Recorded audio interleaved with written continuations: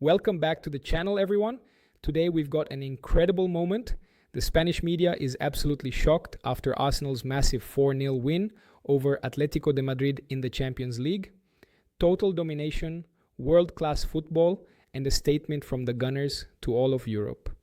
This video has been dubbed in English, so you can enjoy every reaction, every word, and every emotion from Spain's biggest football shows. If you enjoy this kind of content, make sure to subscribe, turn on the notification bell, and leave a like to support the channel. And let us know in the comments where you're watching from and what you thought about this amazing win by Arsenal. Now, let's get into the reactions. The Spanish media just couldn't believe it. Arsenal 4-2 from the youngsters, one from Martinelli, one from Gabriel. Atlético de Madrid 0. Well, not much to say, or maybe a lot to say. As long as Atlético de Madrid is unable to present an image, not even of a team aspiring to win something, but just an image of a solid, strong, serious team, which they don't show away from home, of course, only under the shelter and spell, the affection of the 60,000. Loyal souls of the Metropolitano, the team seems completely different. I'm going to use cliches. Jekyll, Hyde, whatever you want. Martinez, Fierro, Bull, Big Bull. No, Bull and Little Bull. As long as Cholo... The problem is that we haven't... What I'm saying isn't just about this season.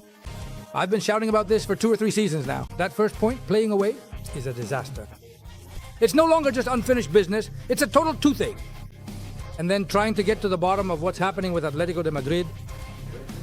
I think that in the search for that, I insist, offensive holy grail, that change of style, playing well, which sometimes they do, especially at the Metropolitano. People play really well at the Metropolitano, but they've lost their defensive roots. This team in Cajagol, the origin of the Cholista planet. The origin Of the success of this league. success, so of course, and there's nothing worse, Professor. The coach has spoken. Not the friend, not the talk show guest, not the teacher. The coach teacher has spoken. Jorge, there is nothing worse than that chaotic labyrinth, than the Janletian doubt. The Janletian doubt of to be or not to be. At the Metropolitano, they're becoming a different team. I would even say an attractive one. Jorge, a cheerful one. But this is worthless. It means nothing if, away from home, you're a pushover, and not only Arsenal scores on you, but any team in the Spanish First Division can score on you. And you lose all credibility as a compact, serious team that aspires to something. Because we talk about Arsenal, about their offensive variations, about Rice Foot, about Joker, about Saka, about Martinelli. But I go back to one stat. In 12 matches, Jorge, Arsenal has conceded 3 goals. In 12 matches. We can talk. I talk about Arsenal's brilliance and... Last 6 games against Spanish teams, all wins. So what do? Do you pull back again? You clear up that Janletian doubt by dropping back? By going back to your roots and starting over? I just don't know what can be done anymore, but Cholo can't find the right key, can he? Yes, I'll answer your Janletian doubt. The truth is, Cholo no longer has the players to play that way. He had them at one point. In other words, the metamorphosis of what was intended came with the change in players, and these players force you to play differently. I think Atlético de Madrid is very far, thank you, from being able to compete with the big teams. I think that on the day they played Real Madrid, the help Xabi Alonso gave us with that unusual lineup caused the downfall of a Real Madrid that looked like a caricature of a team, right? Because I think there was much more demerit on Madrid's part than merit on Atlético Madrid's part. Because today there's a different picture as well. That team we recently put 5 past in the Champions League, today an average team goes there and puts 7 past them. PSG scored 7 goals against them in their own stadium at the Bayern Stadium. So we're talking about why do we have to throw those stats into the mix?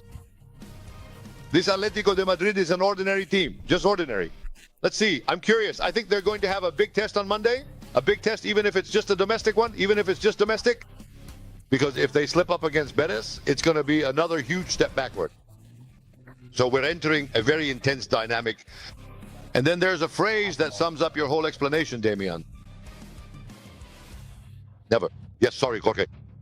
Sorry, no. This is a phrase for everyone who's listening to us. Never get off the horse halfway across the river. If you dismount, you'll end up drowning. It's kind of in line with what Damian said. When Atlético de Madrid has lost that philosophy. No, you can't change it. Sorry? Yes. I'm talking to Andres. That's right, Jorge. That's true. Good analysis from both of you. It's true that I also agree with Damian. When you lose the origin of what has brought you success at this Atlético de Madrid, if someone is unnecessary. The thing is, Atleti has always been expected to do more after those successes. Come on. Let's play well. Let's have quality players so we can play well. At times, it's even been said that Atleti plays better from midfield forward. But that's fine as long as you don't lose the origin of it all, which was that you defended very well, both in defense and in midfield, with aggression. Today, Atlético de Madrid finished the game with just one yellow card. Forgive me, Alex. How many exactly? Oh, What fouls Atletico commit? Mr. Jimenez. After 14 years. Jimenez. The question is the second part. Is Cholo the person qualified for this change in philosophy? I'll leave it there for you, because if the fans demand something that Cholo doesn't provide, because he plays a different way, either we stick with Cholo playing his way, which is what Damian says, and if he wants the fans to change, he can't change because he doesn't know how to do it. There you go. There we are. You're already starting to talk about the need for a significant change of cycle, and even to consider changing the coach as well. We're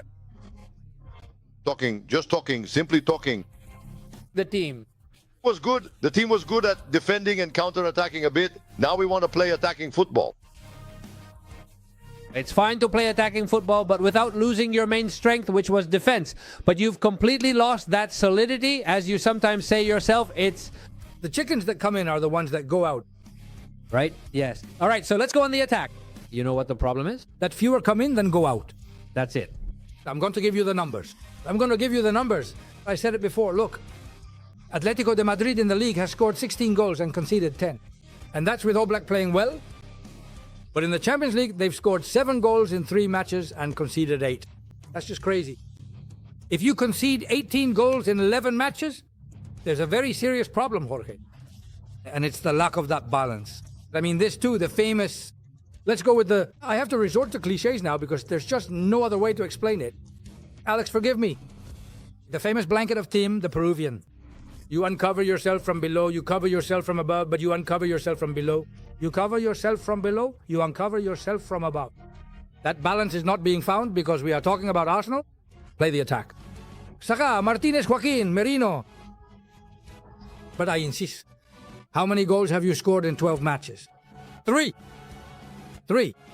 You can play attacking football, or in another way, with different players, as Jorge rightly points out, because that's how it is.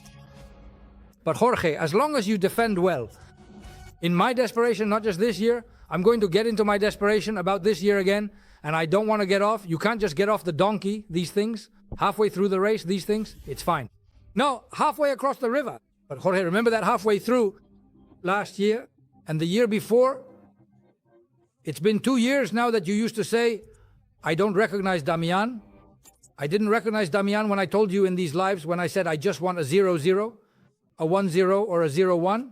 That's what I want. I want to defend at the back, but Damian, I'm saying it like a desperate castaway.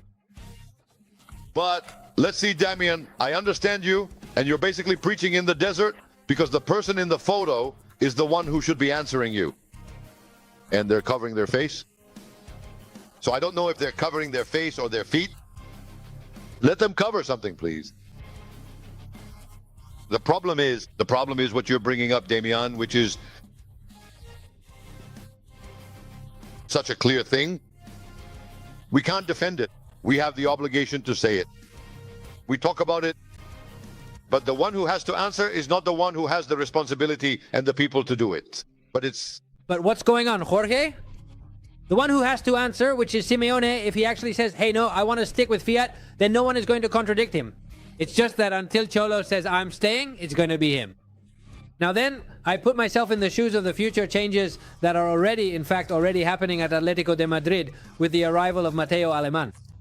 Of course, Mateo Alemán, who is someone, the new ownership will arrive and it will be official, but Mateo Alemán, who is someone coming in to make changes, of course, he sees this and thinks, if I'm coming in to make changes, I'm coming in to make real changes. I actually think that with Simeone, changes can no longer be made. I mean, Atleti needs something else, but El Cholo has given everything to Atlético de Madrid. It can't be done any better. But if you want to change, I see that the club is growing. The club. I see that certain players are growing, but I don't see Cholo growing. Because he doesn't have a plan B. He doesn't have a plan C. It's the same plan. No. It's not the same plan. It's a radically different plan No. in which he can't find the philosopher's stone. The philosopher's stone is balance. Every team has to have a balance between defense and attack. Then you can play better or worse. I've left like a desperate castaway. So ask in the last 2 years for what I told you. Let's defend like before. With 0-1, 1-0, 1-2, fine. That was desperation, but I say, what's going on? Can't you find a balance point with these players so they don't concede 18 goals? That's a very smart question. And the other one too, the one you mentioned about a match, but at that moment I was angry, I'm sorry. Now it would make more sense, but of course, well, but it's true that today what we've seen, look, today I'm more worried about Julian, and I'll tell you why. Because I saw him playing like, he was the little Di Stefano, as he was nicknamed. I completely agree. He was nicknamed by Jorge. It's just that Julian created chances. He steals the ball, takes a shot. Today he reminded me, Damian, Jorge, of those typical matches when we were kids at school. He did everything. When you ended up on the team with the weakest players, and you'd say, well, I have to defend, I have to pass the ball, I have to go left, I have to go right, I have to create chances. Then I'd say, hey, maybe they need to move me to another class because I want a little more. And it's true. Then today I got that feeling that Julian had to be everywhere and it still wasn't enough. I refuse to get into that debate that's out there. I refuse to give up on this issue. Obviously, if things keep going like this, we're not all going to stay. I'm going to leave too. I'll go home, I'll go to Guarroman and Jaén, I'll retire. But let's see about this. I refuse to get into that because it's true that there's a 500 million clause, which obviously, well, it's true when people talk about Barcelona, but do you really believe Barcelona, which owes money, let's be serious, do you really think Barcelona can, when they still have debts, they still owe 150 million just from signings they've made, which they haven't even paid yet? It's crazy. I take them out of the equation, no matter how much some people want to include them, I take them out of the equation, but it's true. Julian is, for me, among the top 3 or 4 best footballers in the world right now. For me he is. But not just because he scores goals with his right, with his left, with his head. As an attacking midfielder, as a forward, as a kid, he was like Di Stefano. As a kid, he was like Di Stefano. And he's played in every position, even when the score was 3-0 or 4-0. What this guy has done, honestly, it makes you want to get on your knees and say, Julian, forgive us and stay, and let's see if we can fix this. It's true. Well, now I am worried because I insist you can lose at Arsenal's ground. But if I say, and the boss is my witness, if I say that Arsenal can put 4 past Atleti, they can score 4. This Arsenal can do it. But not just because of Arsenal's strength, but because Atleti is a fragile team. None of us won. the pool, right? The Villarreal City one, yes, I said 0-2. Congratulations. Thank you. And for the Atleti one, I said Atleti would win. What did you guys say? I said it would be a draw. 2-2. I said 2-2. Ed said a draw. And the other one said 1-3, I think. A draw. 1-3 or 1-4? A draw. Well then. Let's see. I'm looking forward to hearing Simeone. I'm going to listen to him live right here. The press conference, he's going to be the first one out. The visiting coach always comes out first when they're away. And above all, it's not just the explanations, which I can pretty much imagine what he's going to say, but also the faces, the expressions of the players in the mixed zone. He's about to come out. It looks like Simeone will be out shortly. They're already testing everything, so in a moment, Simeone will be here live, press conference. The Argentine coach is going to face the media. Well, it's a day for... Look, let's not forget it's Arsenal, which right now is one of the 3 most informed teams in the world. But it's the way they defend. But it's the way, exactly, of defending. Besides, it's the team that, with the score at 0-0, as we explained quite reasonably well in the first half, and Jorge said there's not going to be flashy football, but tactically, defensively, the team has... But in the second half, we came in at 0-0 with 2 clear chances. Julian's shot off the crossbar was spectacular, and then there was another chance from a run by Juliano. But of course, if you keep insisting... I'm going to say another cliche, I'm really sorry, but forgive me, my friends from Chiringuito. But the thing is, this team falls apart away from home at the first blow from the Wolf.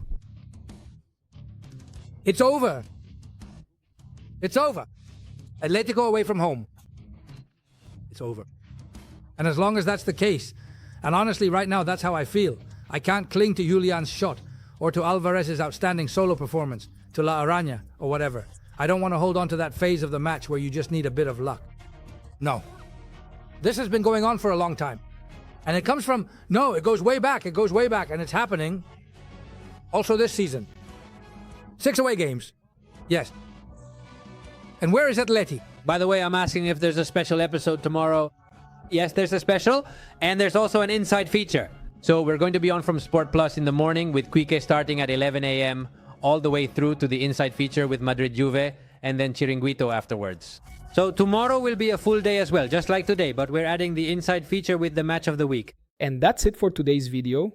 What a performance from Arsenal. 4-0 against Atlético de Madrid.